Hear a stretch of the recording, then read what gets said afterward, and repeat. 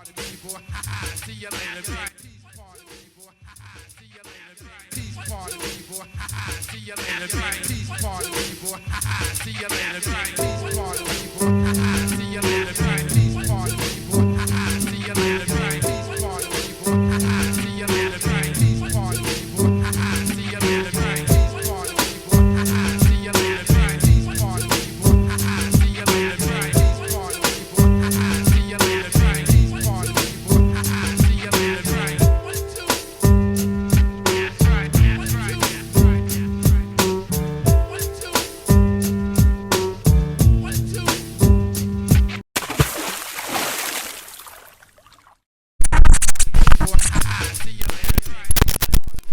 bitch. Peace, party people. Welcome to the podcast where we intend to make the love for hip hop great again and celebrate the power and unity of hip hop. I'm your host, Mark the Art itself, here to bring you the illest tracks, the dopest interviews, and of course, the stories that make our culture shine.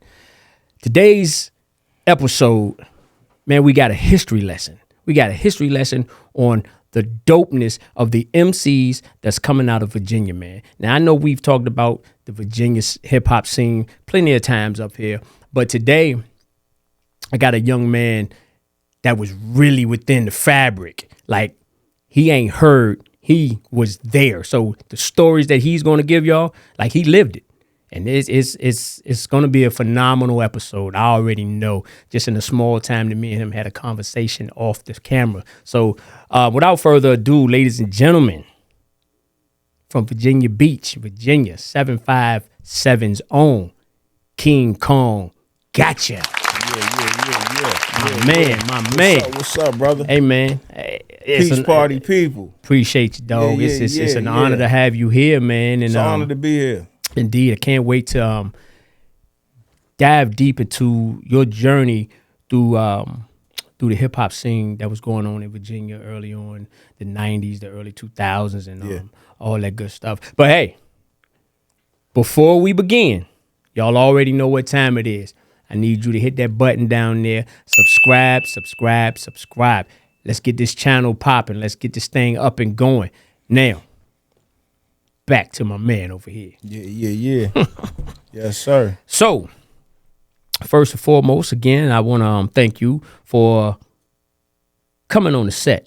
Thanks for having me. You got it, man. And thanks for having me. Huge shout out to the brother Henny Honcho, who gave us a heads up on the dopeness of King Kong. And he told me, he said, "Yo, Mark, he's dope." So I went back and I started listening to some of the singles and things, and then you sent me some things, and I was like, man, I done heard this before, and I had no idea that this who that brother was, and I didn't catch a down moment in none of your rhymes, dog. You are nice when it comes to doing what you do. I appreciate you know that. what I'm saying? I appreciate that, bro.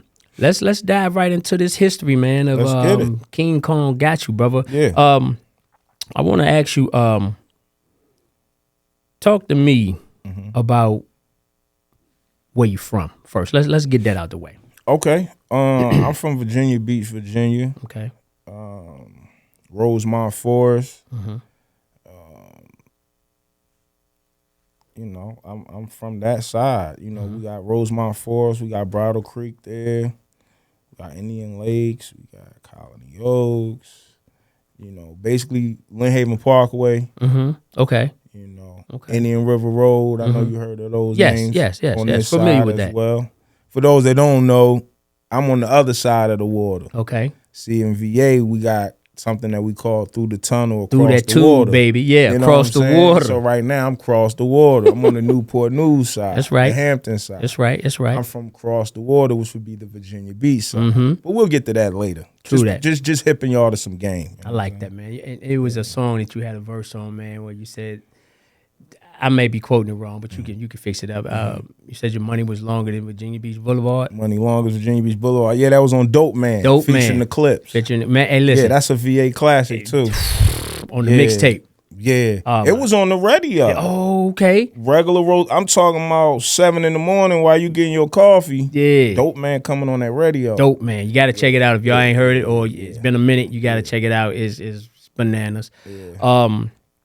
before the world really caught on to Virginia, man, what was that energy? What did the energy feel like in the club before, we had our thing going on here in Virginia? What was that like before?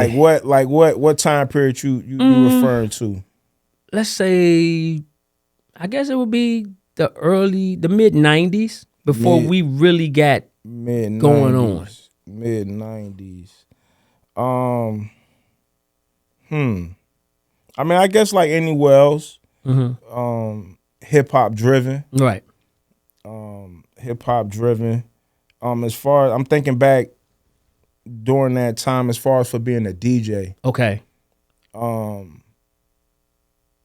I think we was like anywhere else, man. We was up on the times, all the DJs had all the new music, it was just during that time.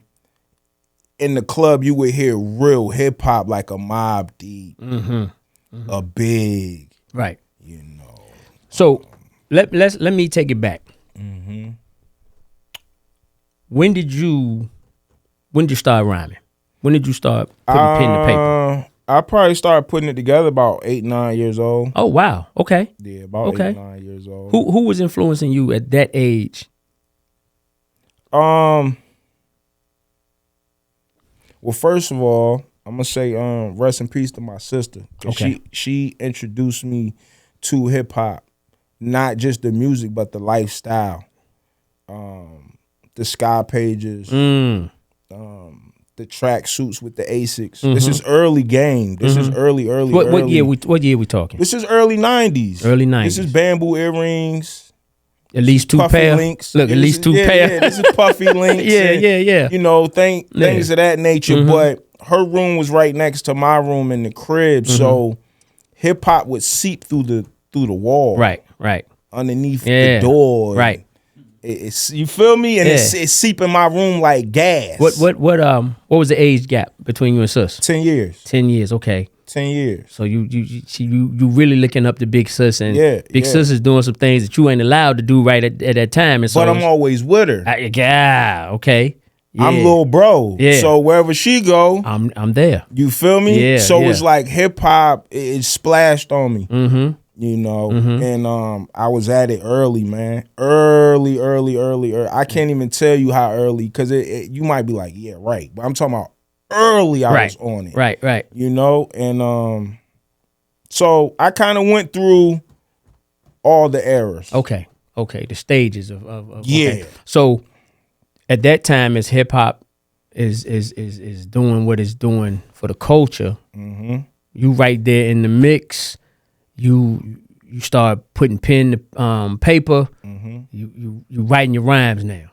Where you testing them out at? The playground, the schoolhouse. What we testing them out at? I ain't test them out at first. No, I ain't test them out at first. You gotta understand something, and I don't know if this is for other places, but here in Virginia, during the time I was coming up, if you rapped, and let's say you was good, let's say you were, phenomenal, whatever the case may be, right, you were looked at as weird. Okay. Almost like a nerd. Okay. You know? Almost like a, come on, bro. You feel me? Right. One of those type of joints. But yet and still, you got out of 10 kids, 9 of them got a basketball. I can't say, come on to y'all. Right. So all 10 of y'all going to the league. You feel me? Right. So it was like that. So nah, I didn't. It was like I probably didn't even tell nobody. Yeah, this joker want to rap. Yeah, right. I'm in my room. You know, I had a few friends. You know, my friend was music. Okay. You feel me? Yeah. I had classmates. Right. I go to school. You know. Yeah. We, whatever in school. But when I leave school, I don't got no friends like that. I'm going home. It's that music. Yeah, that's it. I love it. Yeah. What took your path into becoming a DJ? Look, I mean, I hear you. You say you love music, but it has to be, something to say, yo, I got to get closer to this thing here. The MCing thing was a passion. Right. Something that I I yearn for. But I yearn to master my craft. I knew that wasn't coming no time soon. Right. I haven't lived enough and had as many experiences as I needed to master where I want to take it to. Right. Right. So I would dibble and dabble and put it together, but yet and still, I would go to maybe hip hop concerts and I would see how the DJ would control the crowd. You feel me? Set the atmosphere. You know. Right. Put your hands up. They're gonna put their hand. Put your hands down. They had Total control. total control. That's one aspect I seen from DJing that turned me on to it. I got a cousin, an older cousin named Ricky, doing all the family functions. He would DJ for the family functions, but he would have a set in his room. And whenever I went to, my Aunt Vernice's house, my Uncle Sonny Boy house, rest in peace to them. When I used to go to their crib, he used to stay like in the attic. Okay. So I used to have to go up these steps. It used to be pitch black. But I know if you crack the light downstairs, when you open the door to go up, it's enough light So you just to see the turntables. Right. Feel me? Right. I'm that deep with Hey, it. man. Like, yo, I'm going to open this door. I wanna take see. these steps up. I just want to look. Right. I sit there for like 15 minutes. Right. Like, yo, I got to get me a pair. I like that. I got to. All this right here with the vinyl. Yes. This is his room. Yes. This is his room right here. Okay. Right Very here. nostalgic. I'm glad I You was feel able to me? take you back. And it turned out to be my room. That's what's up. You feel me? Yes. So that's why when I came and I said this is a dope setup. Appreciate you, brother. Very nostalgic. Thank you, brother. So I would go up there and look for like 15 minutes at a time. The whole time my parents would be at my aunt and uncle crib, I'm back and forth. Peeking at that room. Peeking at them turntables. So no matter what, every time I went, I would look at the turntables, but it started getting to a point where every time I went, I'm adding a component. I got one turntable. I got one speaker. I got one mixer. I got all the way to the point where I got a whole set. Right. Now I can go to my garage and look at my set and get busy on my, and then Piece it started by piece. Like that. Started like that. Piece by piece. So probably by the time I was about 12 years old, I had a set. Okay. Yeah, I put together a joint about 12, 13. Now, if you can help me out, what year was that? Oh man, 91. 91. Okay. Okay. And the reason why I asked is I'm thinking back. I'm thinking back. Take your time, because I'm painting a picture of like what was bubbling 91 music wise. For me, I had just graduated in 90. And I just came back to Virginia because I went in the military. Okay. So for me, 91 was, is what for you? Step in the Arena, Brand Nubians, All for One, Main Source. That's what I came back home to. Okay. Shout out to a partner of mine who was sending me tapes through the mail with different songs on it, because I was out in Oklahoma. Okay. So I had left Virginia in 90 for the military and came back home in 91 after basic training and stuff. So when I came home, I jumped back on the music thing, because I've always I love for music and MCing and stuff. So Main Source, Breaking Adams, like I said, the Brand Nubians, Puba. It was on, and it was just like that 91, 92. That music era was I don't want to say it was equivalent to 88, because in 88 we had so much going on hip hop wise. But that coming home to that, and I was just like, yo, who is this? I mean, I remember Manifest and No More Mr. Nice Guy, but Step in the Arena was crazy. Right. You dig? Right. So Right. that's why I was asking, because I'm like, okay, at 12 and 91, you DJing, you know. Now before, my bad, I'm gonna cut you off. No, but before I got to the DJing, I was doing basically what you was doing, was getting the tapes. So the All for Ones, Brand Nubians, I was that young getting them joints. Good. You know what I'm saying? Yeah. Kids my age wasn't listening. They weren't on that. No. So you was embedded. You was embedded in the fabric of hip hop, man. So when did you realize that you weren't just in the culture, Because like you said, you know, like I always say too, hip hop, it's not just the music, it's a lifestyle. For sure. You know, the reason why you got your head tilted to the side, the way it's hip hop, dog, and we lived it, right? For sure. So when did you realize that you had something to contribute to hip hop? When I had something to contribute to hip hop, I don't know. That's a good question. Yeah. I don't know if I ever thought about it in that fashion to say, you know, I got something to contribute to hip hop, but I knew I wanted to tell my story, right? But once again, no matter how young I was, I dealt in reality, and I knew the guys that I listened to, such as your Rakims and your Cool G Raps and your Ice Cubes, you know. When I'm listening to these guys are giving me experiences. You feel me? Damn right. So a lot of my skill was on hold because I had to live. I know I had to live life. Right. I had to get in the street. Right. I had to. It's things I had to do in order to convey the way I wanted to convey. So today when you hear me, a lot of people say, hey, when I hear your joint, it's like, yo, conviction. Yeah, you hear conviction because it's truth. Right. I had to live it. Shout out to Jay-Z that said, to be Bobby now, you had to be Bobby then, right? So you had to get some life experiences under you. So that pen to pad, I'm speaking the truth. I'm speaking conviction because I lived it. I've been through it. It's that experience that makes it a whole lot better. And that not to get off you right quick, but I talk about the veterans, the MCs that you know pioneered this thing. And when last year with Nas and what Mass Appeal did with Legend Has It, and he brought back Slick Rick. We talk about this all the time.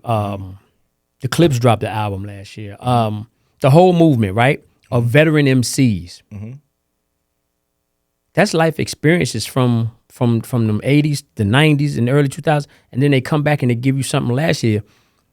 A lot of people under our age might not dig it, but it's the experience they've grown through, and it makes it so much better when you listen to experience on a track instead of just being willy-nilly all over the track. You're not gonna hear the same thing you heard 20 years ago from Nas. He's grown. That's right. Things have changed. That's right. Being a parent. That's right. Business investment. That's right. Bad deals, good deals. That's right. Everything. Right. You know what I'm saying? So That's right. I totally understand what you're saying about the experience, and I gotta live before I put this thing out, because now I got something that people can relate to. Yeah, So, even if they can't relate, you know, as far as an artist, man, I'm here to invoke feeling. That's what I'm here to do. Whether it's shock value, whether it's, you know, the way he said it, how long he held the end of the word, you know, his breath, his this, his that. I'm into that. Right. You know, I'm into that. So, you know, everybody does it for a different reason. I do it for a totally different reason. And that's dope though, but it works for you. Yeah, for sure. And I'm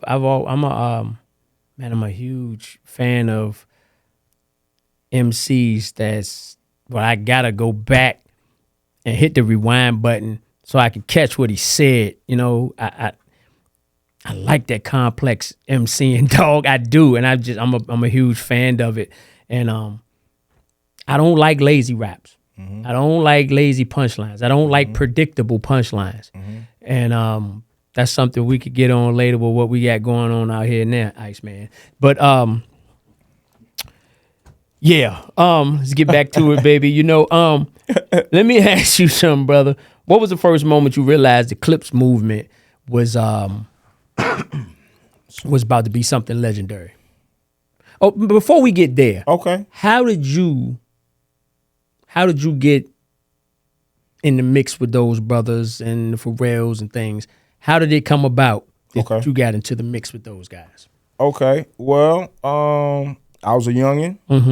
I was a DJ. Mm-hmm. I was doing my thing as far as with the mixtape game. Mm-hmm. I was moving thousands and thousands and thousands of mixtapes in the streets. Okay. Doing parties and running around, this, that. Mm-hmm. And their manager at the time, I was messing with his cousin. Okay. We was going to school together, and I used to always be at her crib, and he used to always come through. Right. So, well, that's kind of I'm kind of fast forwarding it a little bit. Let me bring it back. So take your time. Let me bring it back. Let me bring it back to how we linked. Period. Okay. So you remember Legends, the sneaker store? Yes. All right, so Legends, the sneaker store. Now you talking across the tube? Yeah. Okay. In Military Circle. I remember Military Circle. Oh my God, Military Circle. I've always felt that Military Circle got stuff before we did on this side. it was like, okay, they're gonna ship it from New York to Military Circle And first. then And to we y'all. we gotta go across there. And I love going to Military Circle back in the day. But go ahead. So Legends and Military Circle, they used to do DJs on Saturdays. They used to hire DJs, them and Up Against the Wall. Mm-hmm. So I used to double book. I used to be booked at Legends, pack up Legends and go across the hall and finish off at Up Against the Wall. Okay. So I'm getting 2 checks in one day, right. and 2 outfits and 2 pairs of sneakers. Yeah. So that's how I was rocking every Killing weekend. it. Killing I was the game. 16 or something, Yeah. 15, Right. 16 years old. So like I told you, the mixtape game is where I come from. Mm-hmm. So I used to go to New York and get white label records. And for anybody that don't know what a white label is, a white label is a record that has exclusive songs on it, but it can't be printed on the label. On the actual vinyl, it can't be printed on there because during that time it was very illegal. Schooling, brother. You know what I'm saying? So they started white labels. Okay. You feel me? So I would go to New York and buy white labels for my mixtapes. Okay. That's how I would get a lot of my exclusives. So I had grabbed 2 white labels that had unreleased Neptune tracks. Okay. One of my biggest selling mixtapes to this day is selling right now in Japan. Okay. It's the Best of the Neptunes. Best of the Neptunes. Okay. I got a Best of the Neptunes 1 and 2, and I got the Best of the Clips. Okay. Those sold like crazy. So fast forward, Legends. I'm playing something off of the white label from the unreleased Neptune tracks. It's Clips Records. So I'm playing it in the store. Just so happened while I'm playing it in the store, Malice walks in. Shout out to Malice. So when Malice walks in, he hear what's being played on the speaker, so he stopped. He looking at the speaker like okay, like, you know. But I didn't know, who he was from afar. As he's walking towards me, he's starting to look more familiar. Right. I never met him. Right. But you know the face. But I know the face because we from the same neighborhood. Okay. We all from the same neighborhood. So he come over like, yo, what's up, man? Ooh, my Malice. All right, cool. So he like, yo, how you get this record? That's the first, Yeah. You know what I'm saying? He went straight into it, Yeah. like, yo, how you get this record? I'm like, I got it from New York. They white labels. So he like, oh, shit. He like, oh, okay. Time stamp this for me. What year is this? I'm like 15, 16 years old. I graduated in 99, so we get deducted from there. Okay. So And the reason why I say that is because I know everything you're saying is factual. I like to maybe time this is stamp. 9-5. Okay, I'm time stamping this because Virginia, we've been doing this. Yeah. Okay, so go ahead, Maybe finish. this like 9-5, Okay. 9-6 or something like that. Somewhere up in there. Okay, go ahead. Malice asking you where'd you get the I told him from? where I got the record, blah, blah, blah. He was like, okay. Like, basically, he never heard of that before. Okay. He like, okay. Okay. So he like, look, take my number. If you ever need me, hit me up. bingo. Now, me being 15, 16 years old, I didn't know the game was going to evolve where it just sit right in my lap. So when he's saying, if you ever need, I'm like, why would I need him? Right. You feel me? Right, I'm like, right. why would I need to call him? Right. Like, I'm like, all right, but I'll take his number. Yeah. You feel me? Right. So maybe some months down the line, I had got a gig for Elizabeth City State University. Mm-hmm. They homecoming. Okay. All right. So I know they homecoming be pretty big. You Yeah. know, it'd be like Norfolk State or, you know, Right, anybody else right. homecoming. So HBCU. yeah, They rock. HBCU, you know what I mean? Yeah. So I'm like, maybe this might be a good time to hit Malice. Because Okay. at this time they got the funeral out at this time. Whew, the funeral. Crazy. They got the funeral out at this time. So I'm like, look, all he can say is no. That's it. And he did say, hit me if you need me. I'm still going to get my bag. That's you it. feel me? That's So I hit him up. I'm like, look, I'm doing a homecoming. Ooh. He was like, okay, let me try to put it together. I hit you back.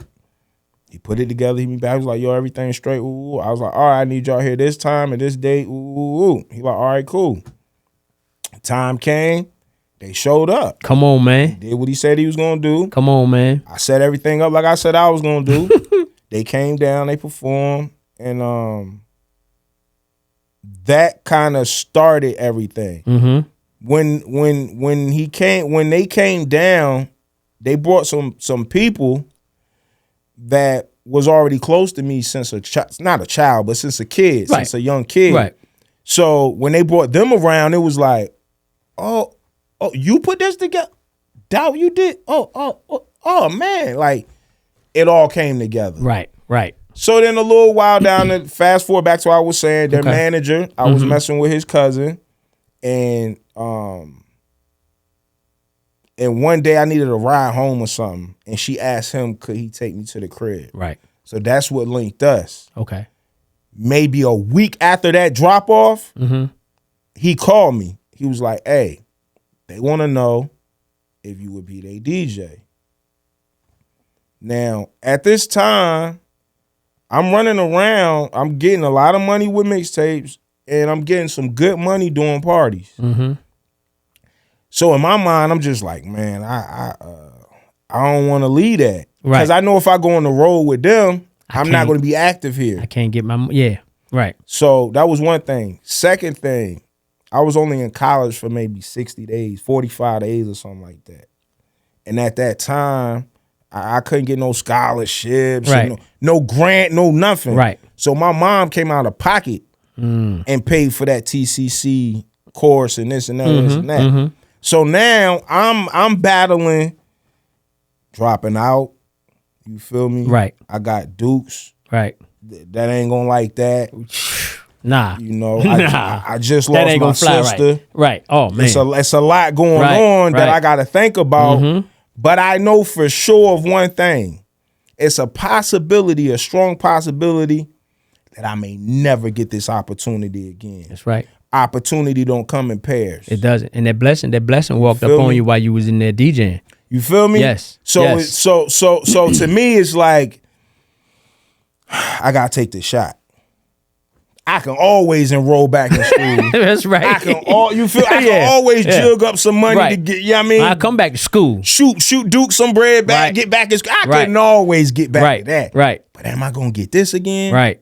So that's where I was at with it. And I went left. Get on that road. I went left. Right. My mom ain't even know. Okay. That's how I went left. Okay. You feel me? Yeah. She knew when I was already on the road. Right. Like, look, man, I ain't going back to that joint. Right. You feel me? I'm gonna get this bread up and we'll be all right. Whew. What was that conversation like? I'm sure she was hurt. Yeah. Yeah. Feel me? Yeah. I got a song. I ain't drop it or put Right. it out yet, but Right. I got a song where I'm telling my mom, like, you know, I'm apologizing for not doing what she wanted me to do. Right. But I knew if I did what she wanted me to do, I wouldn't be happy. I understand. You feel me? We talk about that a lot, man, about us as parents having our own reality for our child. and it might not be what our child wants to do or where they want to go. We've all, as parents, we've, we had our plans for I have 3 sons. We have plans for our sons, and it might not go according to our plans. You dig? Because at the end of the day, that child has to figure some things out on their own. And I went through that with my mom. You dig? And I'm sure some things that she probably wanted me to do. Matter of fact, I'm sure I know some things she wanted me to do, and I went to the left. And I had to experience it myself. And my middle son, he has a song. I'll let you check that out for you too, because he in the song he said, "Sorry, Dad, I didn't get no scholarship. I'm in this, that, and the third." And it was like, okay, yeah, I wanted you to go to school, but you chose. Okay, cool. So I definitely know what you mean by that, man. And but I ain't mean to get off that tangent, man. No, not at all. Matter of fact, I got something to add to that too. Yeah. I got one son. Shout out to Baba. Okay, Junior Khan. My man, my man. I used to go to New York in the summer, visit my aunt. Mostly she stayed in Brooklyn. Then she moved to Queens. Okay. So Queens get the money. Yeah. So in summer I used to go to New York. So this particular time that I went to New York, my whole family from down here went to New York. So this particular day was shopping day. All right. So first spot downtown Brooklyn. Then we probably go to Jamaica, Queens. Then we probably go. It's shopping day. Yeah. So pops pull out a bankroll, cut me off a few. Go get what you want. Right. So my whole mission was a mixtape. Come on, man. It's my whole mission. I knew about the Ron G's. I knew about the Kid Capri's. I knew about these joints. Yeah. You feel me? But I was never in a position or a place where I could go in and choose my own. Right, right. This is the time. This is it. This is that moment. They let me go. I already know. Downtown Brooklyn. Yeah. So I found the spot.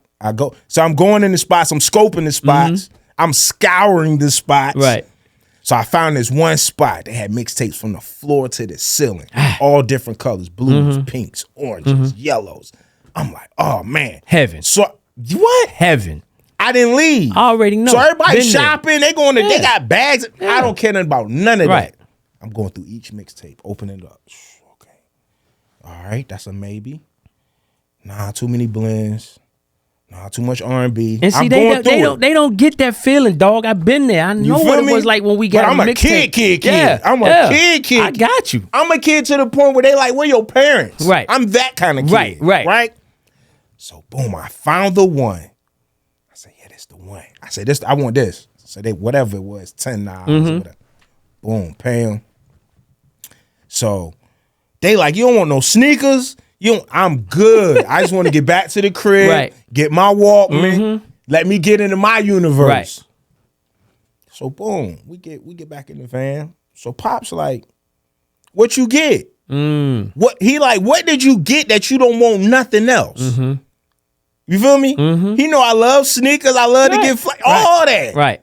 But what's going on? I'm like, Pop, I got a mixtape. That's all I wanted. That was my mission. He was like, oh yeah. He was like, let me see it.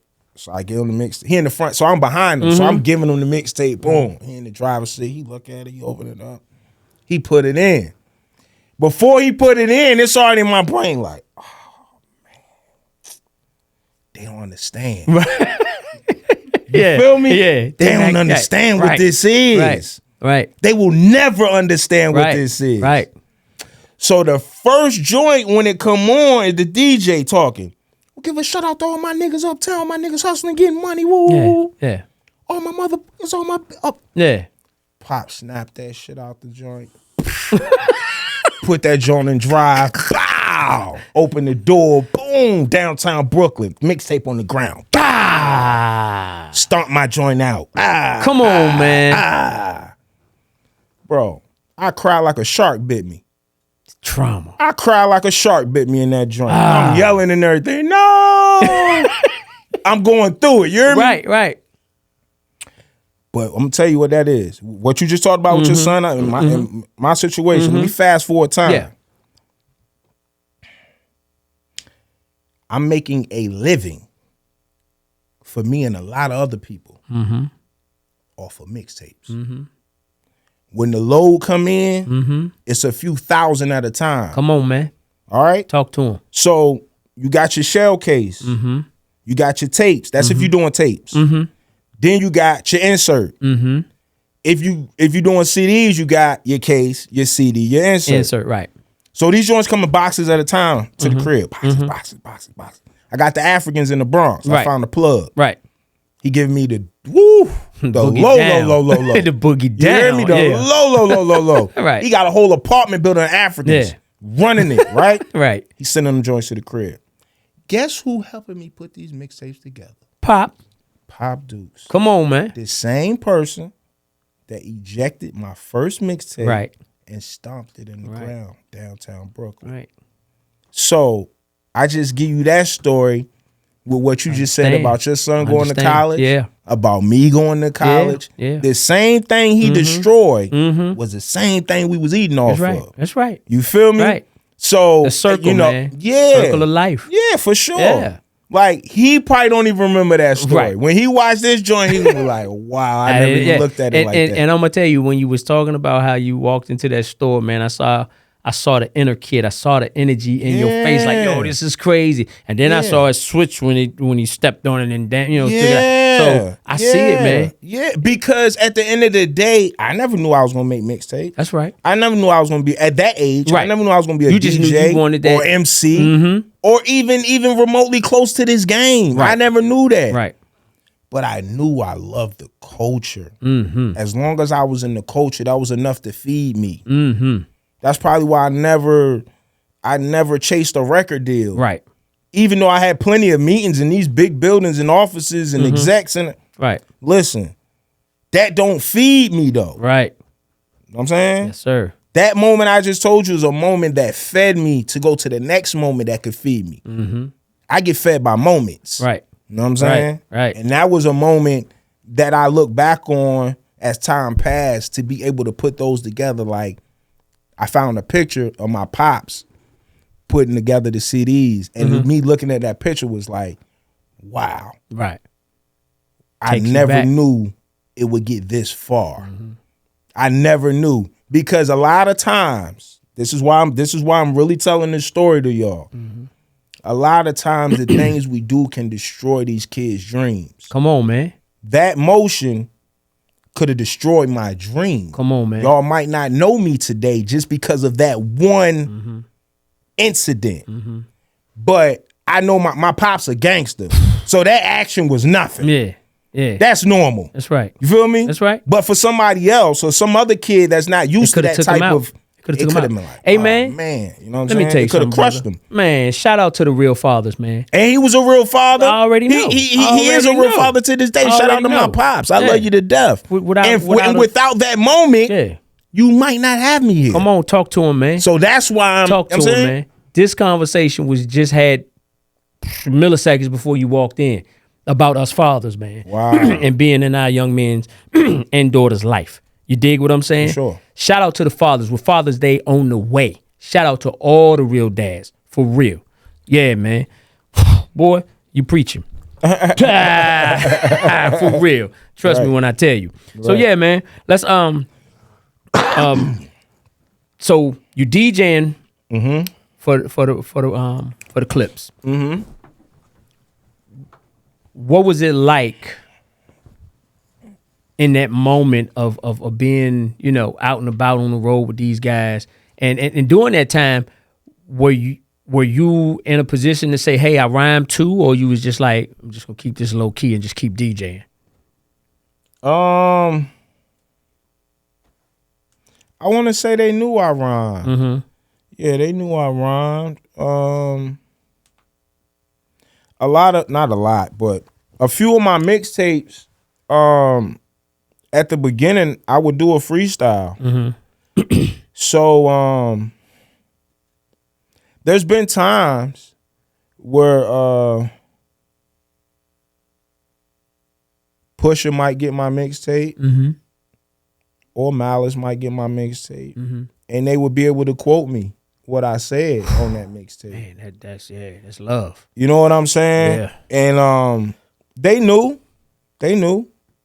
Yeah. for sure. Everybody knew. I have a wish list of guests that I would love to have a conversation with, man. Whether they come here or whether I go to them, Okay. and set up. I'd love to get those brothers on the set, man, and pick their brain and also give them their flowers and their props and just, I appreciate the contribution that they, gave into our culture and being from our area is huge.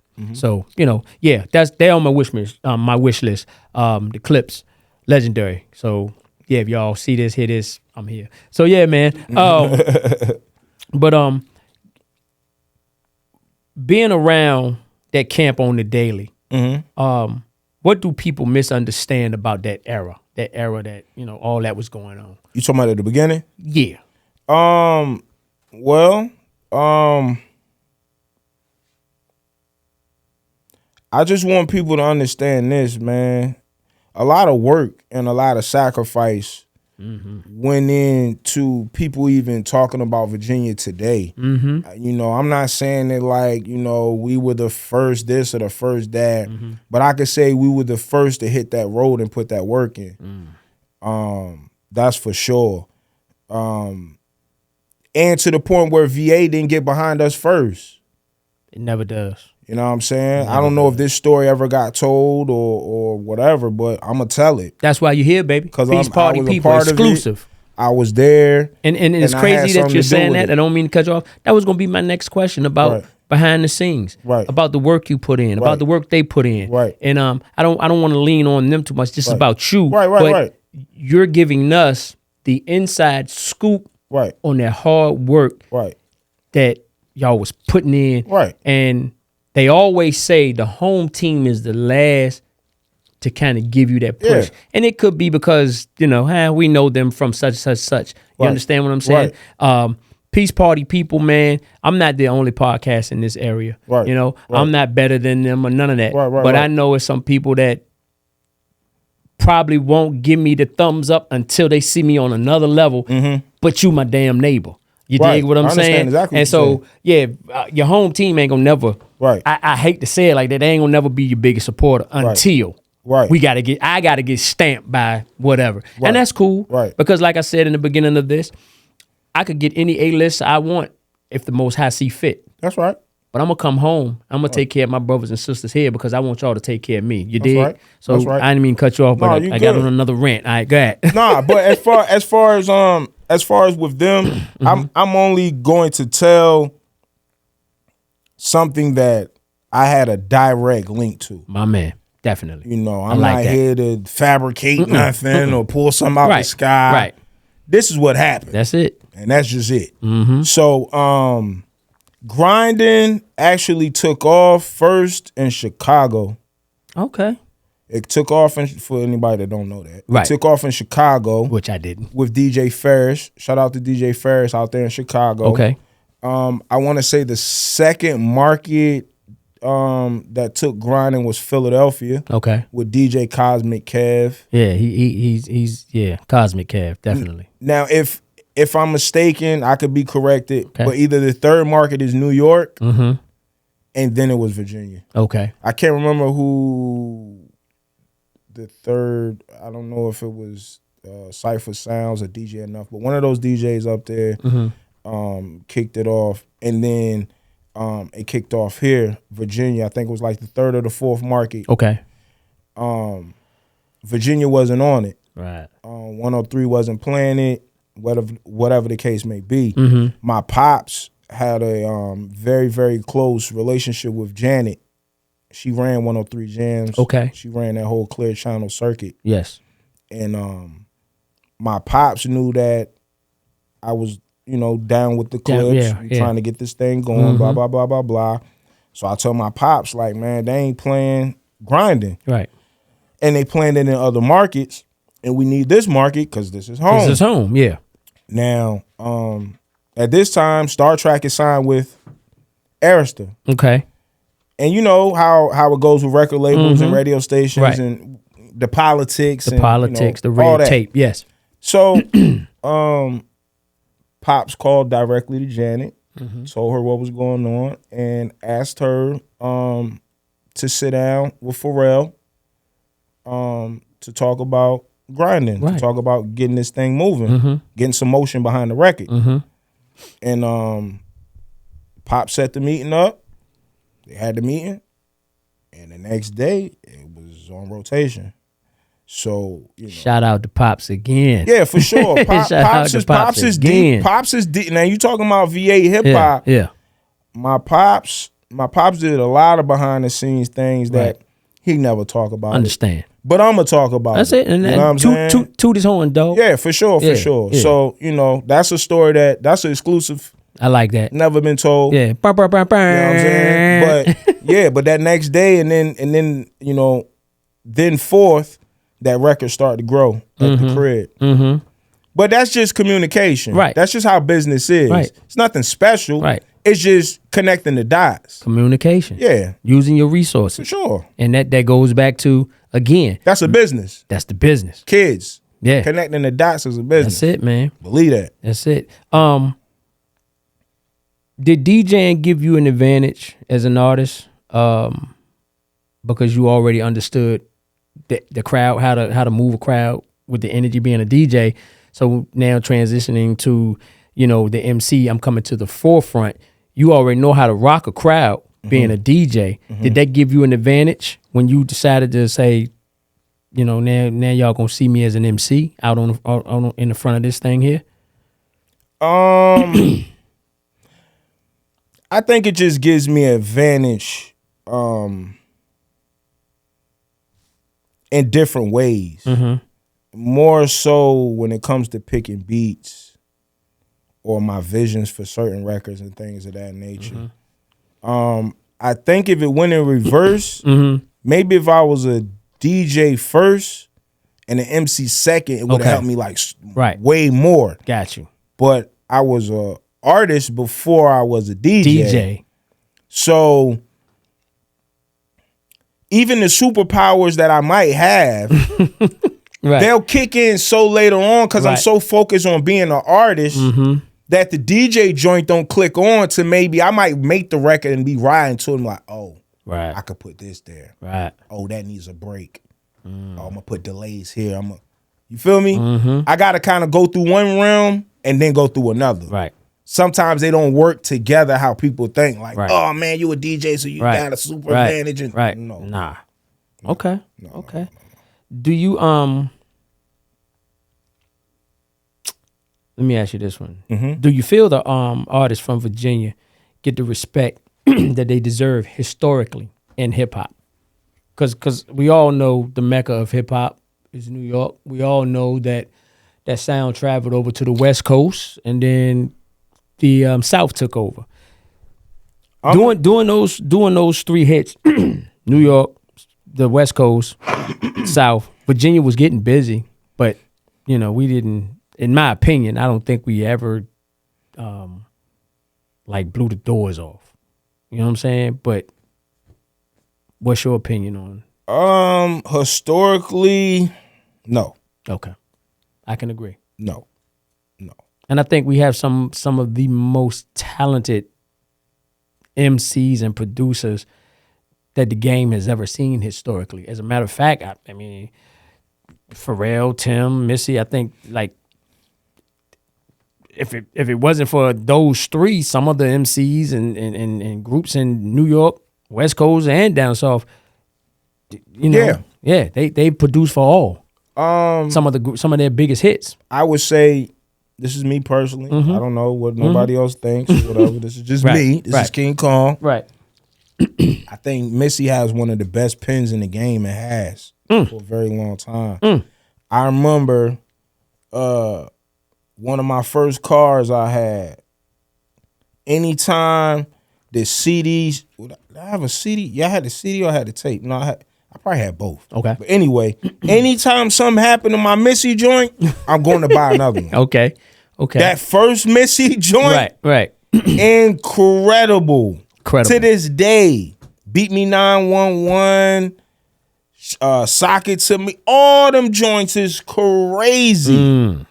I think she got the best pen, man. She's definitely a For legend. real. Like you talking about writing all the Leah joints and I got a partner, man. She's she stays on me for my opinion about Missy, and over the last few years, I give it up. Jokingly, I mess around and let her know I'm not. It ain't like that, but on some real. Brandon, put that camera on me. Tina, you got it. Missy is legendary. The dopest. Her pen is phenomenal. So to you, salute. All right. Yeah, man. Hey, man, definitely. you got to give it where it's due. I gave it where it was due, man. You got to give it where it's due. That's definitely my partner. I love her to death. Oh, but I'm offended. Yeah. Go ahead. So Missy got that pen work. Tim creativity is just out of this world. Out of this world. And me having personal relationships with Pharrell, the Clips, so on and so on. I've seen Pharrell work from scratch to full song. Come on, man. For sure. I was there the night that he made Beautiful with Snoop. You know what I mean? That was made in Virginia Beach. For anybody that don't know, Beautiful was made in Virginia Beach. Yeah, I seen it, bro. I seen it from scratch. I seen it from a hum. He hummed around for a minute. Then he went to that keyboard. He started putting that joint together. You know what I'm saying? Yeah. From start to finish, Right. everything you hear. You know what I'm saying? I think Uncle Charlie Wilson on that joint. Besides the Charlie Wilson, right. everything else, I seen him from do the right hum there. on to the boards. It was crazy, bro. I seen it. You can't forget Knots. Hey, You know, we won't forget Knots. Shout out to Knots, who will who set the grimy bar so high. Yeah. You know, DMP. and the thing I like about that is this, man. You know, you got a lot of guys out here that rap and say they rap and do. But listen, I come from this. Right, that vinyl. I come from needles going on vinyl, catching loops and all that. That crackling. If you can't come from this, you're not who you think you are. Come on, bro. If you can't go over a grimy record and cut through, you ain't who you think you are, bro. You got a long way to go. Yeah. This ain't got nothing to do with streams. Right. Record sales. Out the door. Nothing. Out the door. It has everything to do with when they cut that beat on. Come on.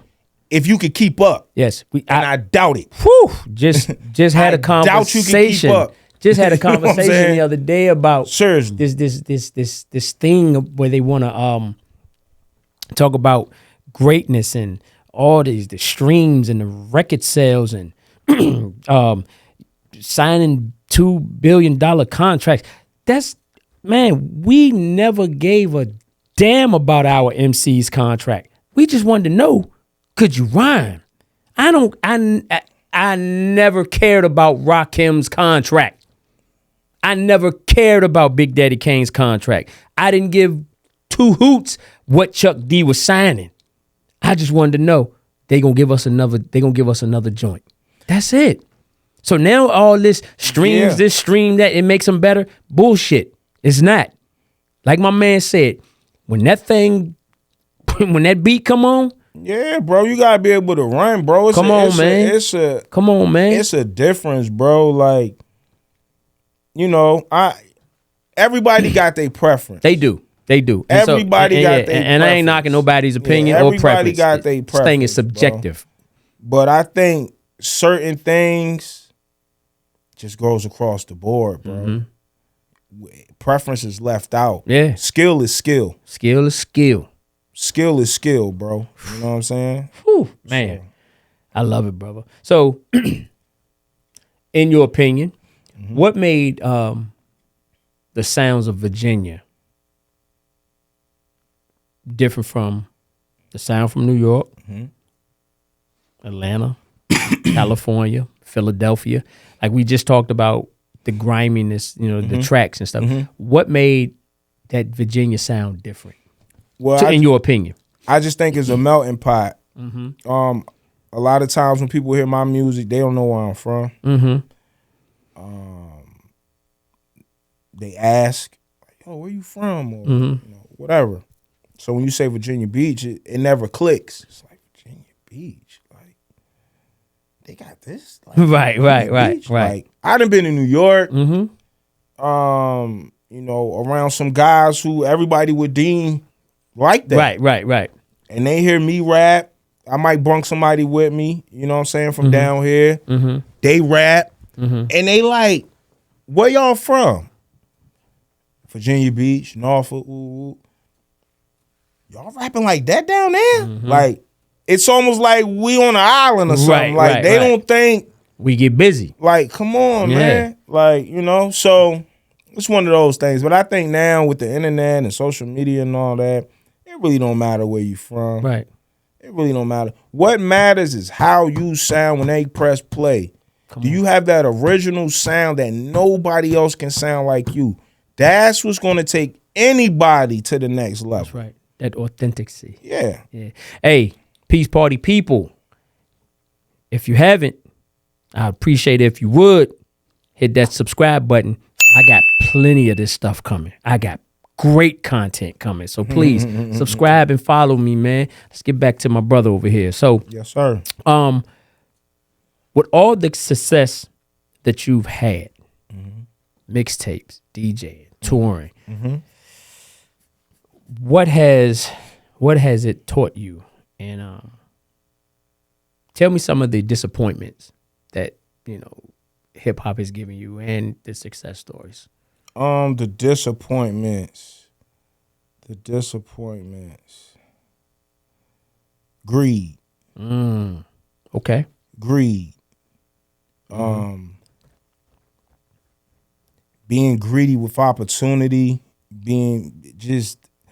I don't understand greed if we made it from nothing. That's right, because if you had nothing and you turned it into something, what do we if we transporting it, smuggling it, whatever the case may be, I understand greed. Right. You feel me? Right. Because we ain't making it. Right. You feel me? Right. But we can make this thing tonight. You want to make some more? We can make some more tonight. I can't be greedy with that. I understand. I can't be greedy with that. Allah gave me a talent where I'm the mass producer. That's right. I can produce it like it's nothing. That's right. And it's been that way since a child. So when I know Allah has that ability to give me that, how can I be greedy? Alhamdulillah. You know what I'm saying? Alhamdulillah. How can I be greedy? Yeah. So when you get around people who headlock the joint, right? No, I ain't gonna give him a shot. I ain't gonna give gatekeeping. It's like I really can't believe nothing you talking about. Right. I respect that. Yeah, I can't. It's almost like somebody they got a lot of money and he tight. You don't respect him. Tell me about it, brother. You don't respect him. Tell me about it. And he don't respect what he's holding on to. Right. Because in order to respect what he's holding on to, you have to know that money has to circulate. That's right. Let the dollar circulate, baby. Let it circulate. Yeah. So if you're not letting it circulate, you stopping the natural current of currency. But we'll get in, that's money talk. If everybody in your clique is rich, we doing something. Yeah. Huh?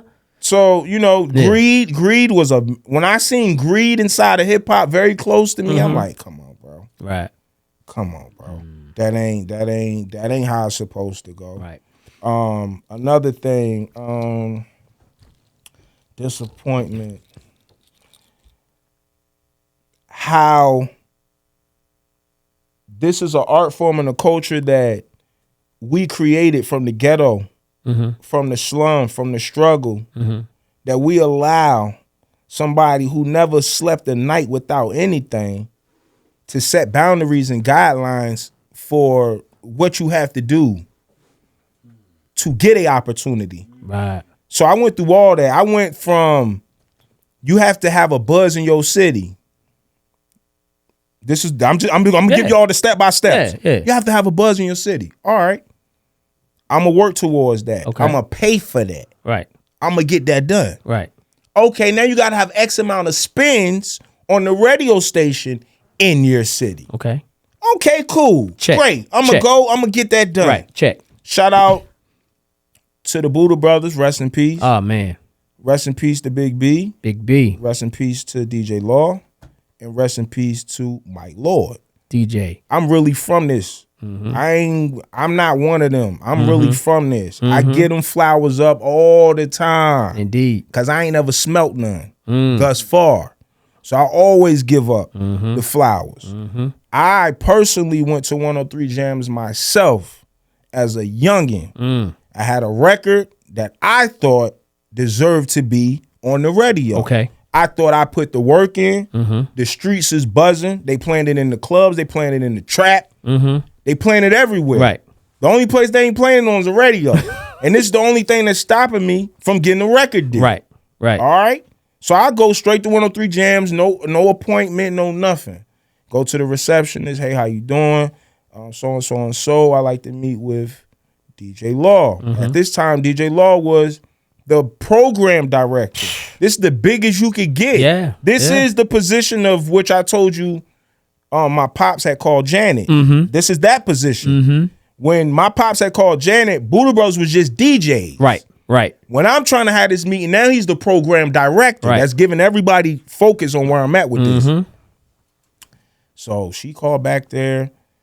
Do we got an appointment? No, he ain't got no appointment. He just popped up, blah, blah, blah, blah, blah. Now, mind you, I got somebody with me. I ain't gonna mention his name, but I got somebody with me. He about 6'4". Right. 300. Right. You know what I mean? Right. With all the miscellaneous dumbness. Right. Right. He with it. Right. Smoking everything. Let's get all of it. Right. So he said he coming out. So boom, I sat there, wait for a little minute. He came out. So he was like, hey, holler at me out here. I'm about to smoke this cigarette. Right. I know what that means. Come on, man. Been here 1,000 times. Right. He don't want to take me that way. Right. He want to take me that way. Right. You feel me? Right. So I'm like, all right, boom, let's go out here and talk to him. So he like, what's going on, man? I'm like, look, this what's going on. I got this record. I'm buzzing. I'm doing this. I'm doing that. I got this going. I got that going. Blah, blah, blah, blah, blah. So he like, okay. After I finish the cigarette, I'll take you to the back of my office. Then we can finish talking. That showed me the respect. The respect is there now. I ain't just a kid coming off the street talking. Right. He finished his cigarette, take me back to his office. So he was like, well, what are you looking to do?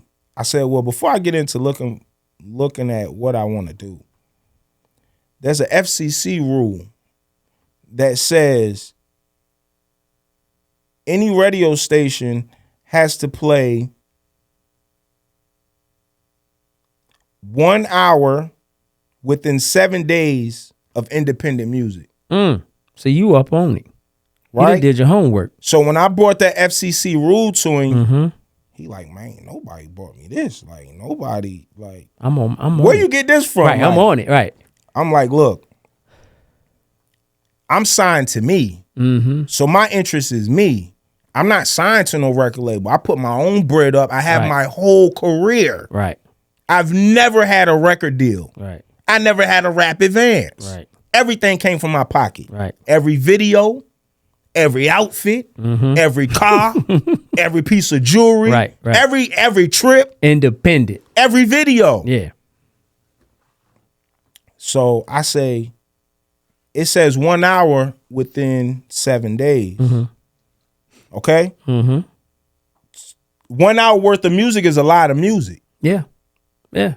It's a lot of singles. So I said, what y'all did was y'all took the 7 days and turned it to 1 day on Sunday and gave us an hour. The local show with Jack. Yep. Jack Spade. No disrespect to Jack. Right. Shout to Jack. I got singles with Jack. Right. Everybody know that. But I don't want to be on there. Right. Right. I want to go over and beyond. I've been past that. Right. I don't want to be on there. Right. I want to be on there when you wake up and get in your car. I want to be in rotation. I deserve to be in rotation. I put the work in to be in rotation. Right. I done DJ parties where I bought them all lunches and alcohol, and I've done everything the labels do as an independent. He heard my story. He heard my song. He did the research. Within that week, my song was on the radio. I like that. You know what I'm saying? I like that. So that's why I got to give flowers to DJ Law, the Buddha Brothers. The Buddha Brothers. And I got to tell you this a part of my story because that's a part of my story. Understand, You know brother. what I'm saying? Understand. So, and we on this side of the water. That's right. This they side. That's right. It is. You know what I'm saying? Right. And Yeah. being the recent passing of Big B, that was definitely great you shared that story with us. Yeah, for you know what sure, I'm saying? for sure. I'm connected with the Buddha Brothers. And yeah, man, much respect. How do you feel about today's rap game compared to the era we come from? And it is not and a lot of times when we as older veterans of this music thing here, you know, it's looked at as hate, but I don't consider it hate. We just critiquing, and when this era gets our age, they'll be able to look back and tell the kids of that, you know, there today and say, hey, nah, this was better then. But how do you feel? You know, what's your opinion on that? I think due to their circumstances, I think they doing the best they could do. Okay. I like that answer. I like I think that. they doing the best they could do due to their circumstances. You got to think when we was coming up, you know, they quote unquoted the real hip hop, but a lot of times it's more than just the real hip hop. A lot of things was real back then. The food was real back then. The love was real back then. Yes. The streets was real back then. Yes. Right. So there was a lot of real to go with real hip hop. It's kind of hard to have real hip hop when y'all not even eating real food. Come on, man. Yeah. It's kind of hard. Yeah. It's kind of hard when y'all not giving up real love. Right. You know. Yeah. Everything's The streets ain't real like it used to be. Nah. You understand what I'm saying? So for me, I think on the circumstances, they're doing the best they could do. But what I can say is, as time keep ticking, I see the youngins digging back. Okay. I see the youngins digging back. Okay. Because at some point in time, I don't care who you are, but artists always wants respect from other artists. Facts. I don't care if you paint on a real canvas. You could be Basquiat. Right. Basquiat wanted the approval of Warhol. He did. Huh? Yeah. And guess what? He was probably doper than Warhol. Yeah. But he still wanted the approval. You know what I'm saying? You know, that's hey man, you touching. And I'm just sharing this story because it's just crazy. I'm a barber. Okay. Got a young man who you know, I've cut his hair before, and now he's a barber, young man. Okay. And he lined my son up the other day. Okay. So he called me and was like, yo, Mr. Mark, you know, you see the cut on D? And I was like, nah, which I hadn't. He was like, well, when you see it, can you let me know, you know, what you think about that? And I was like, no, I'm not. I said, I'm not because you've been cutting hair long enough. You know what you're doing. He trusts you to cut his hair. You know, you good. So hung up the phone with him. So later on, I was told, you know he wants your approval. You know he looks up to you as a barber. You were supposed to. And I was like, damn, I missed that opportunity, you know, to give him his validation. You never know what I'm miss it. saying? And You can never miss it. I'm sorry to cut you off. It's good. But I got to insert this. It's good. And You so never miss it. You know why? Because you can call him back. and I am. He ain't dead. Right, you right. He ain't dead. And I'm gonna give you that's what as men, as black men, we got to understand this. If he ain't dead and you ain't drew no blood from him, took nothing from him, you can call him. Yeah. And that go for any problem out there. Word is bond. You feel what I'm saying? Word is bond. That go for any problem out there, man. So I just want to insert that. And I appreciate Please it. call him, and the man. message is received, and I'm going to call him, and I'm going to say it here on this show. I'm going to check that out. Yeah. You deserve that. You my nephew, my man. I got you. You know, and so I appreciate that message, man. And you know, this that question aligns with does the artist today move too fast to build a real legacy And that kind of goes with the answer you gave me about they doing the best they can with what they have. And Yeah. it's, you know, with the internet being so fickle, like today you're hot. They not. I don't think nobody's searching. I don't think the youngins is searching for legacy or longevity. Okay. And I say that because I'm around youngins. Mm-hmm. I love the youngins, the energy. I respect the youngins. But at the same time, the youngins move off a mentality of jug. You feel me? A quick play. You know, a quick flip. Know what I'm saying? I mean, $1,000 in 30 minutes. Boom. Right? You could have made 10,000 if you stayed for an hour. Right. You told me, you didn't tell me nothing. Right. You told me something that was stupid. Right. You made 1,000 in 30, but you could have made 10 if you stayed for an hour. They into quick flips. Right. So if a youngin get in the game right now, he looking at it as a quick flip. He not looking at it as 5 years from now, I'm gonna be here doing this. No. All right. How much money I could jug out this joint in 12 months? You know what I'm saying? Hey, going right to the next question with what you just touched bases on, brother. What advice would you give an independent artist from Virginia right now?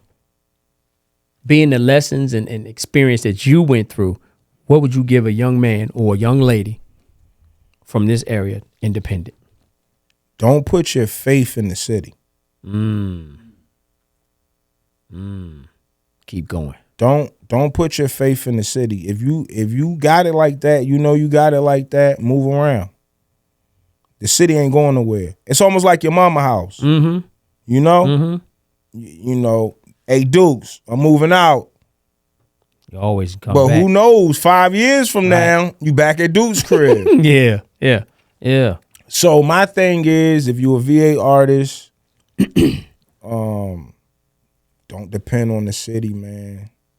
Get out of here. Go explore. Go shake some hands. Go meet some friends. Build you a network. Be honorable. Man, be honorable. Be honorable in your moves. Come on. Be honest in your moves. And just build a network. That's very important, man. You know, is to build a network. Yeah. Make sure you bring something to the table. Not just your music. It's a million, billion, trillion people that rap scene. No. Right. But it's not a million, trillion people that's going to carry it like you. Right. You know. Be authentic. Be honest. Be honest. Honorable. Right. Stand upish. Right. So let me in some of your endeavors in this industry, man, who are some people that you've collaborated with, brother? Sheesh. And if you could just run just like everything? DJing, rapping, what? Just rapping right now. Just rap? Yeah. You got a couple collab albums with some brothers from this area. The opioid era is what you talking about? Yeah. Yeah, well, yeah. I think we got like 14 projects or something 14 projects. The opioid era. Okay. Which is no more. Right. Just letting everybody know Right. the opioid era is no more. Okay. It was once a thing. Right. It was once a big thing. Right. But not anymore. Okay. But the material is still out there. The videos is still out there. Timeless The joints. albums is still out there. Timeless joints. Yeah, they still getting talked about. Okay. They still getting critically acclaimed Okay. right now. Okay. Who'd you collaborate on those joints with? We got a joint with Benny. Benny the Butcher, BSF, Griselda. And now that group consists of you. It was me, Rick. Ambassador Rick, Ambassador and Rick. Grunge. Okay. Yeah. Yep. Okay. We got a joint with Benny. We got a joint with what's my man name from Detroit? I forgot. But it was big business. we had a whole album produced by Knots. Come on, man. Yeah, the whole album produced by Knots. If you look at any of the artwork, I did all the artworks and the concepts and all that. I'm gonna go down that rabbit hole and get reacquainted, with that, man. Man, I already know it's top tier. Top tier lyricism. That's a top plus. Tier, and everything's from grown right here in Virginia. I like that. Man, you just got to go through. It's a lot, bro. I believe you. Know what I'm saying? I believe you, bro. And as far as me, bro, I had records with 2 Chainz.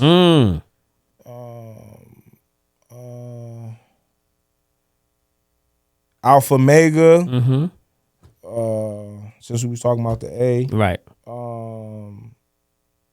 Mr. Fab. I got something new coming with Mr. Fab. It's more joints, bro. I'm sure it is, bro. You got the lineage. The Dope Man with the clips. Yeah. That's a 20-some-year-old song. Classic still. Yeah, still man. bangs. It's a lot, bro. Yeah. Give me here at Peace Party People, man. I like to ask my guests to give me their top 5. It's not a right or wrong. It's just your top 5. Your top 5 MCs. No particular order? Nah, you don't have to give me a particular order. Just give me your top 5 MCs. Your go-to guys or females or whoever it is, artist group, whatever. Top 5 in hip-hop. B.I.G. Okay. Cool G Rap. Ice Cube. Okay. Scarface. Okay. 5th spot. 5th spot is hard, bro. E40. Okay. And see, to me, there's no right or wrong answer because I'm sure all 5 of them have given you moments in life, when we talk about the moments, that you're just like, yo, I know where I was when I heard that, or I know how I was feeling when I listened to this or listened to that. You know what I'm saying? And so that's dope, man. I like that. I think more so, what you said was right. But as of today, of me giving you that list, these are all people who I want my catalog to look like. Understand. It's not really sounding like them or capturing them. Right. Or, you know what I'm saying? It's more so like, when it's said and done, and I walk away, I'm cool with a catalog like that.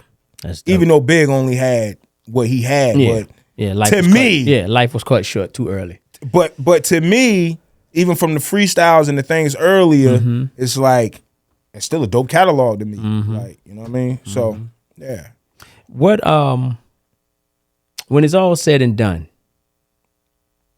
what do you want your contribution to Virginia hip hop culture to be remembered for? Going against the grain.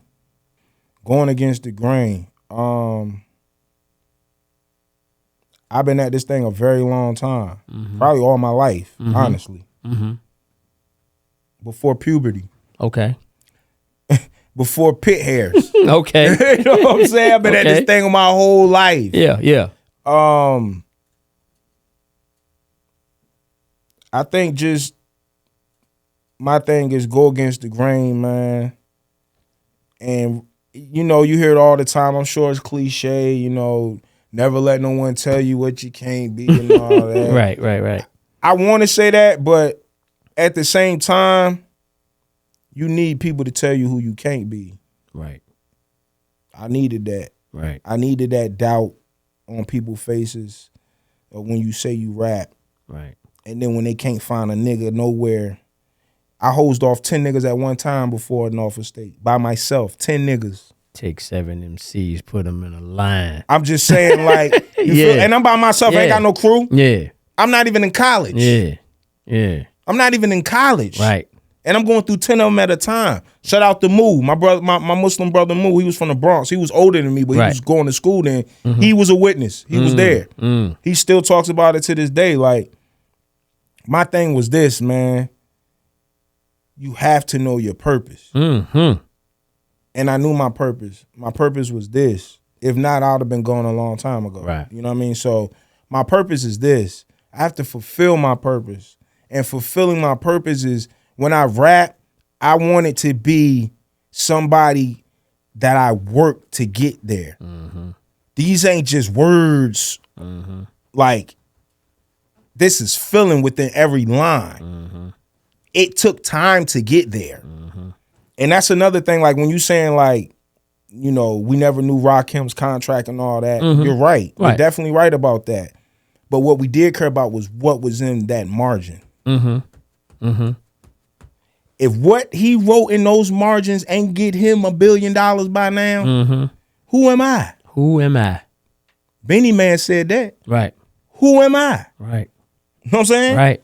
If what KRS-One or any of the rappers that foundation this thing isn't where they're supposed to be financially, status-wise, or whatever, who am I?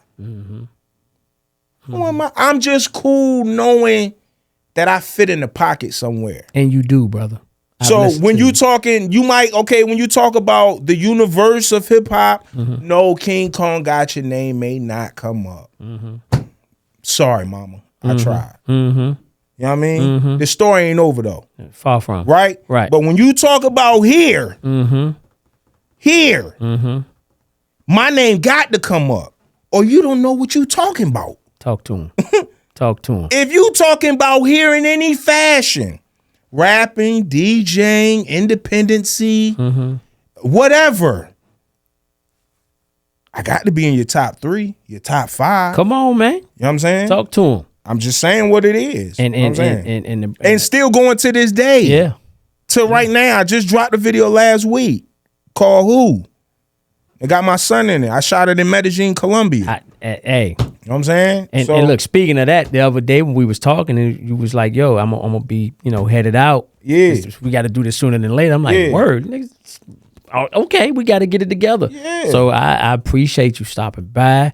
I'm looking to continue to build with you. For sure. I'm looking to be an ally of when you do projects. I'm looking to expand this whole thing, man, where I'm pulling up on people and I'm setting up and I got this thing going, and I want to be able to say, hey, today I got King Kong with me. He gonna set the stage on fire. It's coming, bro. Yeah, man. I appreciate it, man. And I've always said since I started this podcast, it's about getting the stories out because I love hip hop. I love music, period. And I want to build relationships. And I want us as black men to reach back and grab the youth and help our community out in any way, shape, form, or fashion. I want us to be looked at as, hey, man, yeah, we human, so we gonna make some mistakes. But our purpose, my purpose in life, man, I'm about the community, man. Yeah. I'm just about helping others. And I want to see my young men, my young ladies, I want them to go because I'm a firm believer. Whatever hip hop is doing, the youth is doing. And I say it up here all the time. If hip hop is talking about throwing on the Pooh Shiesty mashes and going to get it, that's what my young men and young ladies, that's what they talking about, okay? And it don't always have to be that way. Right. So, right. I'm gonna be honest with you. I'm gonna be very honest with you. I haven't listened to rap in a very long time. And I ain't talking about 3 months, 6 months. Right. Years. Right. I listen to roots reggae. 1960s, 1970s, early dance halls, 1980s, 90s. I probably stopped around the early 2000s. Yeah. I listen to reggae. Right. I play reggae. Yeah, there's some good stuff out there too. I DJ reggae. Excuse me. Right. I DJ reggae as well. I'm a selector. Right. So my whole, I don't know what's going on. That's right. And I'm going to tell you why, because I don't like the frequency. It matters. Reggae is about frequency. If I play reggae right now, everybody's going to mellow out. If I play Bob Marley on any street in the world, it's going to calm everything down. Dude. Yes. You understand? So at the end of the day, it's like, me growing older, me being, my pops bringing me up in reggae. That's the essence for me. That's what I've been listening to all my life as well. Right. But as of recent years, the last 5 years, 4 or 5 years, I can't tell you what hip hop doing. All right. I can't tell you. All right. I can't tell you. Because I've always patting myself after reggae artists. That's why I got 15, 16 albums. 250 songs. I pat myself after that. Yeah. I never pat myself after hip hop. Right. Hip hop is short. Mm-hmm. You might have still- 2 or it's still 3 a baby. albums from this person, Yeah. or 2 albums from Yeah. this. No. Yeah. When you go to certain people, like let's go to a Dennis Brown, 98 albums. Even though hip hop is 50 years old, it's still young. What rapper got 98? Right. Right. So when I pat myself behind ethic. Mm. The reggae work ethic is That work surpassed ethic. hip hop. But we're going to get into that when we come back and sit down. Because I had a very, very, very strong debate with a brother one time that told me reggae had nothing to do with hip hop. And my argument with him was, if it wasn't for early dance hall, there would be no hip hop. What other culture brought out turntables and speakers? Hey man, y'all better find out who Kool Herc was. You better find out his lineage. Yeah. You better. Kool Herc brought his speakers and turntables out because they was already doing that in Kingston. Come on. But we could get into that at another time and date. We shall, because you know what I'm saying? this conversation got so good, man. I have a segment up here called Mic Check. Okay. We didn't even get into it, but it's okay because You don't want to do it? Well, why not? Let's get it in. Oh, So yeah, I'm man. here. Yeah, I mean, let's work, baby. I'm here. So Mic Check is definitely a part of the show where we just inquire. We give you 2 artists or 2 events, 2 groups, whatever, and you pick and choose. This it's not a right or wrong, but I need an answer. You dig what I'm saying? Let's get it. Mic Check, man. So we'll start off. Your preference, Jay-Z or Nas? I'm going to go Jay. Okay. I'm hip. Go Jay. I'm hip. Okay, let's go. Cool G Rap, Scarface, Face Mob. Okay, I like that. Mobb Deep, Clips. Mobb Deep. Okay. Outkast, Mobb Deep. Okay. Early 90s hip hop, that golden era. Early 2000s, teens, hip hop era. Any references? I would just the movement, just the golden era versus that 99, that 99, 2000 I'm going to teens. go golden. I'm going to go golden era. Okay. Yeah, I'm going to go golden era. Okay. I'm going to go golden era. Because that puts you in that primo realm. Group Home, Gangstar, Jingle the Damage. Yeah. That, you know what I mean? Yeah, I love that it. grit grind. Yeah, You know what I mean? Yeah. I'm from That type infusion, time. that infusion I'm of from jazz that and type hip hop. time. Yeah, man. Yeah. Shout out to DJ Premier, man, and rest in peace, Guru. Yeah, rest in peace. Shout out to Premier. Hey, man, one day, Jack. One day. That's what I say. Yeah. One day I'm gonna get a beat. Yeah, Premier, we gonna make something shake. Tupac, Big. I'm gonna go big. Okay. I'm gonna go big. Okay. Yeah. Okay. It's crazy. I say big, but I know all pop. You know what I mean? Yeah. But big special, man. Very much so. He Very much so. Special. To me. Yeah. Maybe not to others. Understand. To me. Understand. The Locks, Clips. The Locks. Okay. They need a third member. Whew. You gotta be happy to take three, two. Okay. Yeah, I'm gonna go with the Locks. Man. All right. And I could go with Locks off of the fact of the impact on the mixtapes. Mm-hmm. Once again, we're gonna go back to the foundation, back to the That essence. mixtape, man. That mixtape era is something special. Introduced everything that Mm-hmm. that you see today. Mm-hmm. We been new back on the mixtapes. Right. You know what I'm saying? Well, peace party people. King Kong Mike has been checked. He's certified hip hop. He's authentic. He's given us the rawest interview we've ever had on this set, and I'm so gracious that he blessed us with his presence, man. This is it's been phenomenal. Brother, I want you to look into that camera, man, and let them know where they can find you. You got any new projects coming up? Yeah. Let them know, brother. All right. Well, Instagram, King Kong Gotcha, regular way, KingKongGotcha, King Kong Gotcha. And that's basically the handle for everything. I got a project out right now called $1 Million Phone. Okay. I got another project out right now called Loose Diamonds. I got another project, probably by the time this come out, it'll be dropped. It's called VVS, very, very special. It's actually a 3-part album. Color Cut Clarity. So it's VVS 1, VVS 2, VVS 3. So VVS 1 is already out on Bandcamp. You can go to Bandcamp/King Kong Gotcha and get everything as well. It's direct to consumer. The VVS is already up there, but I'm going to put it on all the sites this week. Okay. So that's out. I got a single called Who. The video is out. Like I said, I shot it in Medellin, Colombia. Shout out to Black Shot. They shot it. Shout out to Junior Kong, my son Baba. He in the video as well. That's it, bro. That's like what I that. got going. I got Smoke One With Me as well, which is a podcast. Okay. Where it's a pull-up podcast. Okay. Where basically it's cannabis lifestyle, fashion, music, art. That's something else that I'm doing. Right. That's a lot. But DJing as well. Boom Shot International Sound System, where I play all reggae. Okay. Nothing but reggae. And that's basically an international thing.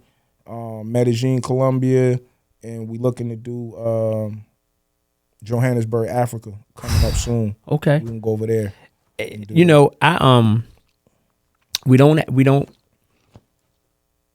I'm gonna get you some Peace Party people gear. Well, Okay. I just didn't have it today, but Okay. I want you to take Peace Party people with you wherever you go, brother. You Man. have family here at Peace Party people, man, and I would like sure. to be as instrumental as I can when you drop something. You know, you got my number. I want us to be able to collab. Hey, you know, Mark, I got this, and I'm gonna Right. push that thing across Right. the board with my platform, and I'll continue to uplift what you got because I believe in what you do, I appreciate it. and I appreciate you coming through, man. And, No problem. Anytime. This has been an honor, and look forward to having you back. Likewise. Safe travels. Thank you, And brother. but before we go, let me ask you this: Talk to me. the name. Yeah. How did you come up with the name Doubt Gotcha? Well, my nickname was No Doubt. No I Doubt. got from a neighborhood friend. So it was DJ No Doubt. DJ No Doubt. I didn't want my DJ name to be my rap name. Okay. All right. All right.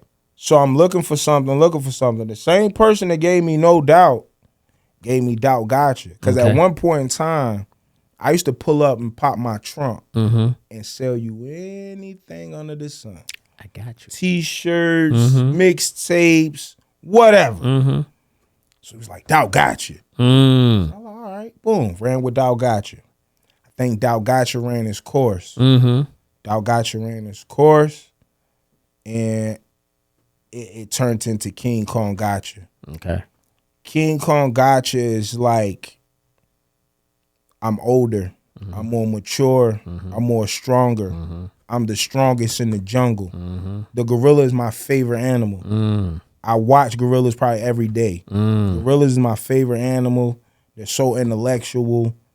They're so vibrant. Right.